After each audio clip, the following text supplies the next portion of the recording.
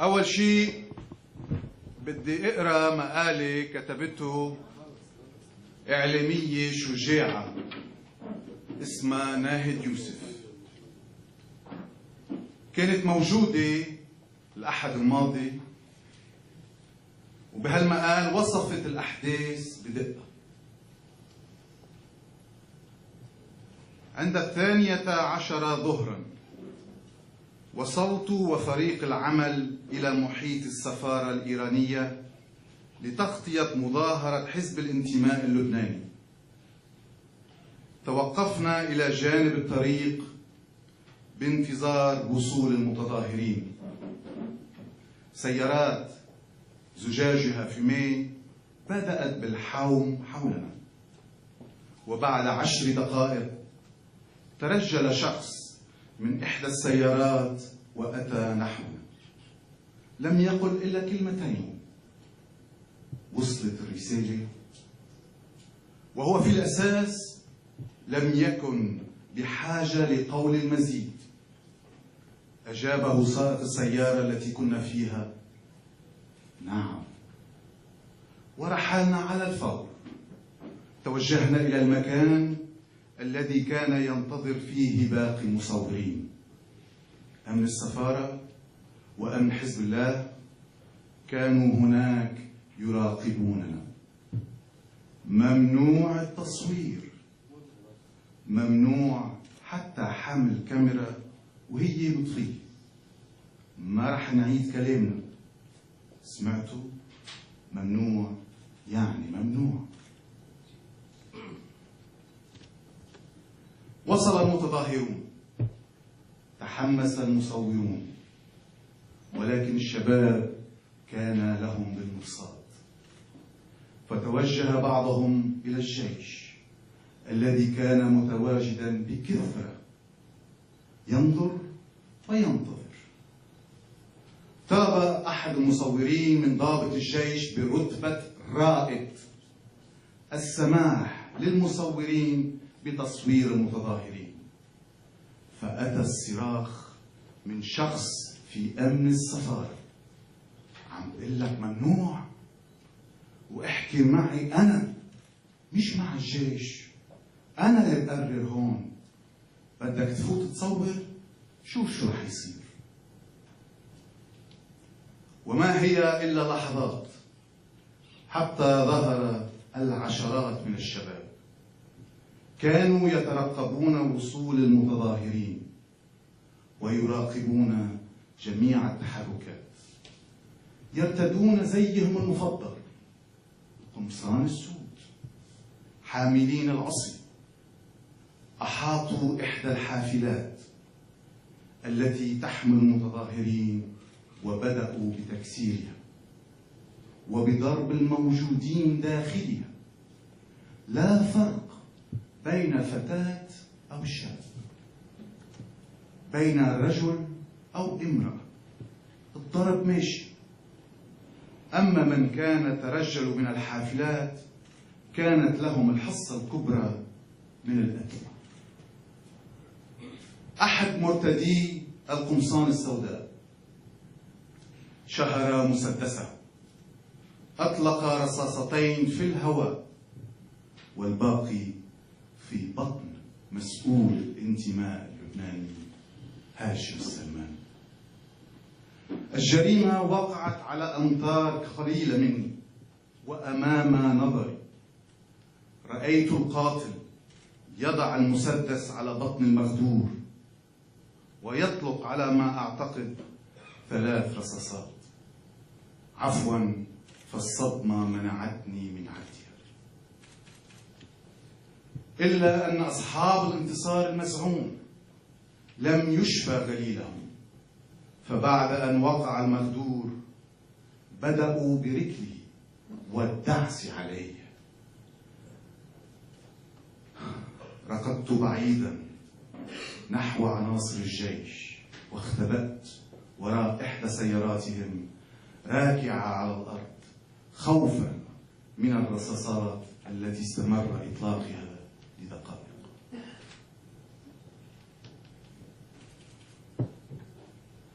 في تفصيلين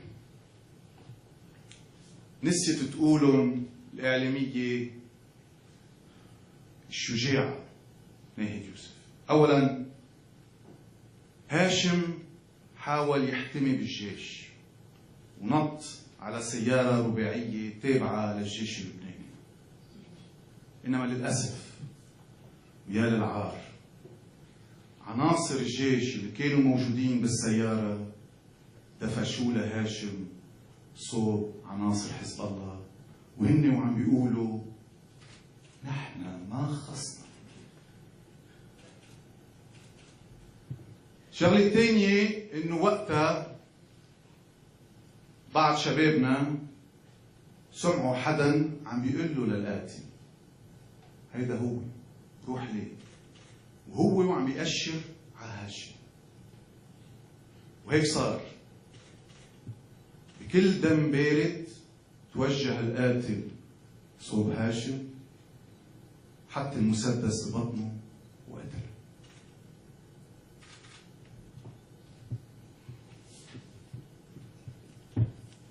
المعطيات اللي عنا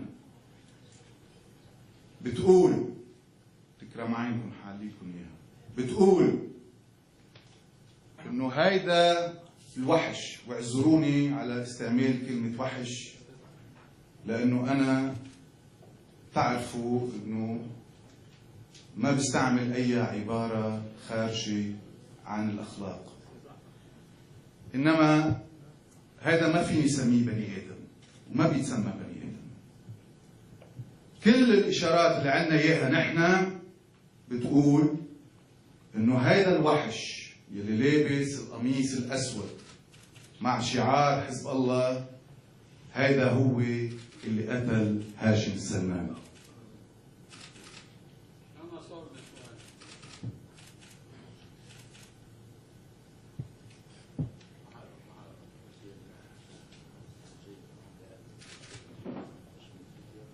بدي اترك الصورة مثل ما هي مشان وسائل الاعلام يعملوا زوم عليها.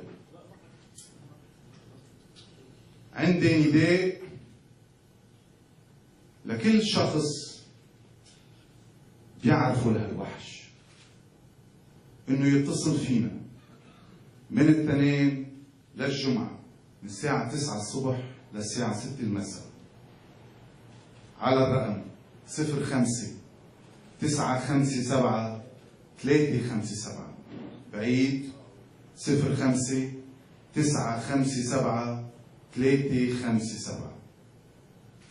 رجاء ما تروحوا للقضاء، اتصلوا فينا نحن. وليه ما تروحوا للقضاء؟ لأنه صحيح في نسبة كبيرة من القضاة كلهم نزاهة وكلهم استقامة، إنما كلنا بنعرف إنه في نسبة كمان كثير كبيرة بينشروا وبينباعوا، بالتالي نحن بنعتل هم إنه هالمعلومة توصل لهم. صار فيني نزلها الصورة مرة ثانية. بعمل نداء لكل أب لكل أم بيعرفوا مين هو هيدا القاتل، بيعرفوا وين عايش، بيعرفوا شو اسمه، أي معلومة عنه، رجاء اتصلوا فينا. ما تخافوا، حكموا ضميركم وفكروا بأنه اللي قتل هاشم بهيدي الطريقة بالمستقبل ممكن يقتل ابنكم كمان.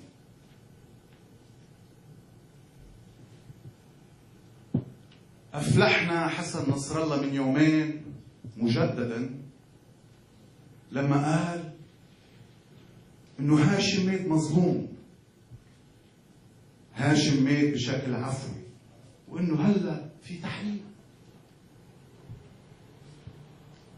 سبحان الله، هالرجل هيدا من شو معمول؟ بيقتل القاتل وبيمشي بجنازته.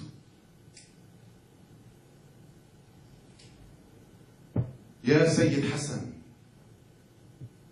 ما بيصير الكذب يوصل لهالمستوى هيدا.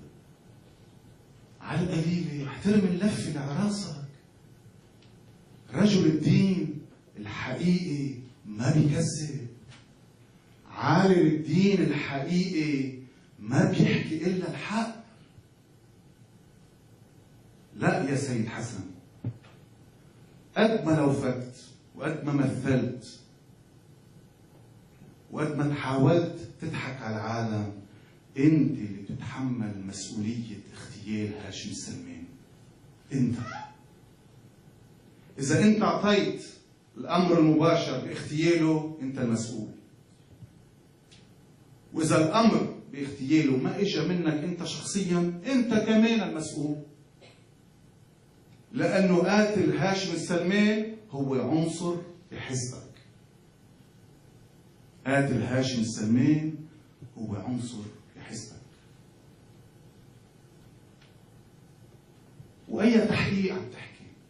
عمين عم تضحك؟ بلبنان ياما صار في اغتيالات، هالتحقيقات العظيمه لوين وصلت؟ لولا شيء. وانت عارف اصلا، انت عارف اصلا انه التحقيق اليوم هو بايد، انتبهوا معي، شقفة مخفر بالأوزاعي. شقفة مخفر بالأوزاعي هو اللي مستلم التحقيق اليوم. ويلي ما بيعرف وين الأوزاعي وشو الأوزاعي، الأوزاعي هي منطقة بالضاحية الجنوبية. يا الله، مخفر بالضاحية هو اللي بده يبين مين قاتل هاشم سلمان. هذا الزمن الرديء اللي وصلنا له اليوم. هيدي هي هشاشة الدولة اللبنانية بامتياز. بامتياز. وحقيقة بيطبق المثل عليك يا سيد حسن، وأنا حضلني أقول سيد حسن لأنه عندي إخلاق. إذا لم تستحي فافعل ما شئت. بس كمان أنا بحمل الدولة اللبنانية بمؤسساتها الأمنية اللي كانت موجودة، بحملها كمان مسؤولية. لأنه هيدي الدولة اللبنانية تصرفاتها كان فيها تواطؤ، وهذا التواطؤ بين أكثر وأكثر لما صدر بيان قيادة الجيش اللي اخترع قصة ما إلى أي أساس بس ليبرر حزب الله، علما أنه عناصر الجيش كانت كلها موجودة بمسرح الجريمة. هذا البيان اللي طلعته قيادة الجيش أظهر للرأي العام قديش مؤسسة الجيش اللبناني صارت تابعة لحزب الله وبتتلقى أوامر من حزب الله. هذا البيان هو في الحقيقة وصمة عار على تاريخ الجيش اللبناني. والعار يا أعزائي مش على الضباط والعسكر اللي هن بالجيش اللبناني، لا، أنا بدي أعرف إنه أكثريتهم منهم راضيين عن هذا الواقع، بس بالنهاية هاو مجبورين يتبعوا الأوامر. عار، وكل العار هو على قيادة الجيش يلي نزلت وهبطت لمستوى ما بيتخيلوا العقل إنه في جيش بالعالم بيتصرف هيك. يا قائد الجيش جان أهوجي، إذا كان هاشم سلمان ابنك هيك كنت تصرفت؟ طب إذا أنت ما طالع بإيدك شيء شو عم تعمل؟ شو ناطر؟ استقيل، كون زلمة واستقيل. بس إنه توصل الأمور لأنك أنت تطلع بيان يبرئ القاتل، هيدي حقيقة ما حدا سبقك عليها بتاريخ البشرية.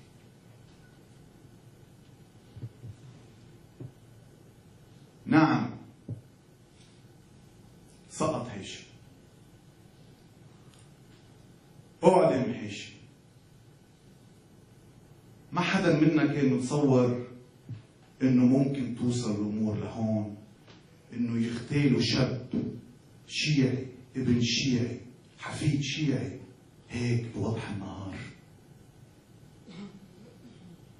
نعم، نحن بالانتماء اللبناني عندنا مشاكل من سنة 2008 مع عناصر حزب الله، مش شيء جديد علينا. ياما حرقوا بيوت وسيارات مناصرين، ياما اعتدوا على كوادرنا. أنا لما كنت أقوم بجولات بالجنوب ياما كانوا يحاولوا يعتدوا علي، حتى اعتدوا علي ببيتي بالطيبة. هلا مؤخرا كل ما بدنا نوزع بيان حزبي أو بدنا نوزع جريدة الانتماء دائما كمان بيصير في صدام بين كوادرنا وعناصر حزب الله. بالتالي الأحد الماضي لما نحن كنا متوجهين للسفارة الإيرانية كنا كلنا مقتنعين بما فيهم أنا إنه سقفها حتكون مثل عادي، عراك، ضرب، تشابك. بس للأسف قرار بتصفية هاشم كان اتاخد. وهلا أنا بدي أوجه لهم رسالة للقتل. بدي أقول له أنتم شو مفكرين؟ يعني أنتم مفكرين إنه هيدي الجريمة حتخلينا نحن ما نكمل المسيرة تبعيتنا؟ أنتم مفكرين إنه هيدي الجريمة حتخلينا نخاف؟ لا، و60 لا. هيدي الجريمة إعدام هاشم السلمان بيزيدنا إصرار لنكمل للآخر. إعدام هاشم السلمان بيزيدنا صلابة وما حنقبل إنه دمه يروح هدر. مشان هيك الأحد الجاي هو يومك يا هاشم. الأحد الجاي بدنا نتظاهر بنفس المكان ونفس الزمان اللي تم اغتيالك فيه يا هاشم. نحن نازلين نتظاهر بوجه سكنة المضاد للجيش حد السفارة الإيرانية بدير حسن.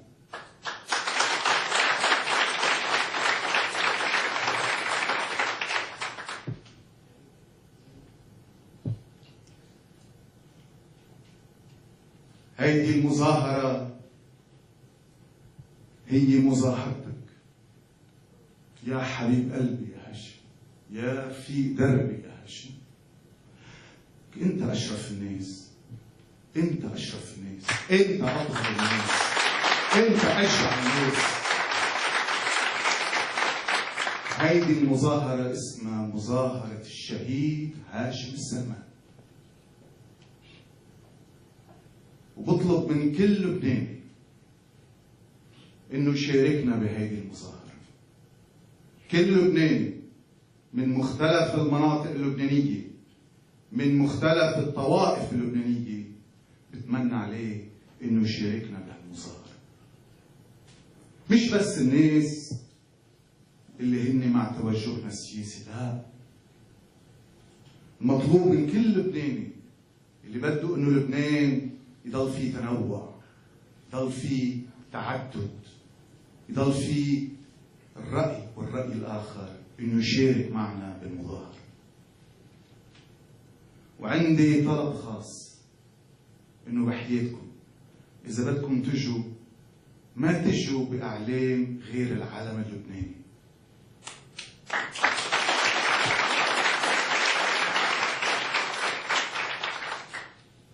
لأنه أي علم تاني لأي حزب شو ما كان اسمه هذا الحزب بنكون حقيقة عم نحجم قضية هاشم وعم نطعن بالظهر. قضية هاشم هي قضية كل لبنان، كل لبنان. نحن بهذا البلد عنا الحق بالاختلاف بالرأي.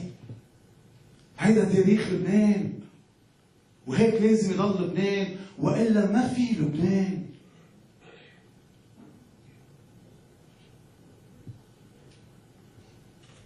هلأ بدي أتوجه للمسؤولين. ببلش برئيس الجمهورية ميشيل سليمان وبقول له إنه نحن بدنا إياك تكون غيور على لبنان أكثر بكتير من هيك. بدنا مواقفك تكون صلبة أكثر بكتير من هيك. ما بيجوز إنك أنت تطلب من السفير الإيراني ومن حزب الله إنه يتعاونوا مع التحقيق. ولو بدهم يتعاونوا، إذا ما فيك أنت تضربه للسفير الإيراني من لبنان بعد الشيء اللي صار، على القليلة هدده. على العموم أنت المسؤول الأول بالدولة اللبنانية، وبدنا إياك بالنسبة للمظاهرة الأحد الجاي إنك تفوت بكل التفاصيل لتتأكد إنه حقيقة هيدي المظاهرة حتكون مظاهرة سلمية. أما بالنسبة لرئيس الوزراء نجيب مئاتي، بحب أسأله وينك مخبى؟ ما سمعنا حسك بالنسبة لهاشم السلمان. شو نسيت إنك أنت بعدك رئيس وزراء وإنه هاشم السلمان هو مواطن لبناني وعنده حقوق؟ كمان مطلوب منك إنك أنت تفوت بكل التفاصيل لأنه بعدك رئيس وزراء، وبالتالي تضمن سلامة المظاهرة الأحد الجاي. برجع بيجي لوزير الداخلية مروان شربل ورئيس أمن الدولة اللواء أرعى، اللي من يومين طلبت منهم لأول مرة إنه يصير في حماية شخصية بسيطة لإلي، إنما للأسف قعدوا يتحججوا لي بتبريرات ما إلى أي معنى، وبين إنه هن خايفين يقولوا لحزب الله إنه بدنا نبعث حماية لأحمد الأسد. إيه نعم، هذا الزمن اللي وصلنا له. بالتالي بدي أقولها للتاريخ، أنا إذا صار لي شيء المسؤولية الأولى توقع على عاتق حسن نصر الله، إنما المسؤولية الثانية توقع على عاتق مروان شربل واللواء أرعى لأنه تقاعصوا. آخر شيء بدي انتقل لوزير الدفاع جان أهوجي، وبدي أتمنى عليه إنه حقيقة عفوا ما تبخسوني. آخر شيء بدي توجه لقائد الجيش جان أهوجي، وبدي أتمنى عليه إنه حقيقة من هلا ورايح يقوم بواجباته ويدافع عن سلامة أبناء بلده.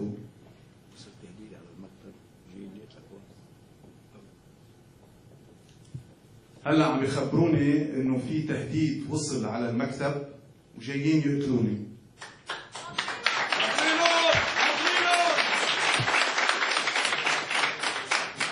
هذا هو الشيء اللي نحن عم نتعاطى معه للأسف. فخليني أكمل كلمتي، بس بالتالي مطلوب من الإعلام يضلكم هون لتصوروا هالقتلة كمان كيف هن بيتصرفوا. فيا جان أهوجي بتمنى عليك إنه فعلا أنت من هلا وطالع تشتغل لمصلحة الشعب اللبناني وتقوم بواجباتك، وبالتالي حقيقة هيدي المظاهرة تشرف عليها بكل معنى الكلمة، وتضرب بإيد من حديد مع كل واحد بده يخل بأمن وسلامة الموجودين بالمظاهرة. ومشان تبرهن هذا الشيء بتمنى عليك انك تكون موجود الأحد القادم، انك تكون موجود بثكنة الجيش المضاد ببير حسن، انك انت تكون موجود شخصيا لفعلا تدير العمليات من هنيك وتورجي للرأي العام انه صار في أبزة نوعية من قبل الجيش اللبناني. آخر شيء اللي بدي أقوله، إذا الشعب يوما أراد الحياة فلا بد للقدر أن يستجيب. قد ما خوفتونا الأحد الجاي، هلأ أو الأحد الجاي أو من هلأ للأحد الجاي، قد ما خوفتونا، قد ما حاولتوا تفزعونا، قد ما منعتوا الإعلام إنه يصور واعتديتوا عليهم، نحن نبض قلبنا حيدق حرية.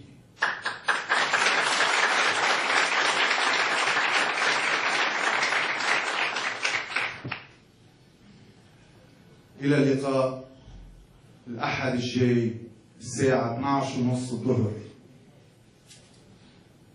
بوجه سكنة المضاد للجيش اللبناني حد السفارة الإيرانية ببير حسن. تحيا مظاهرة الشهيد هاشم سلمان ليحيى لبنان.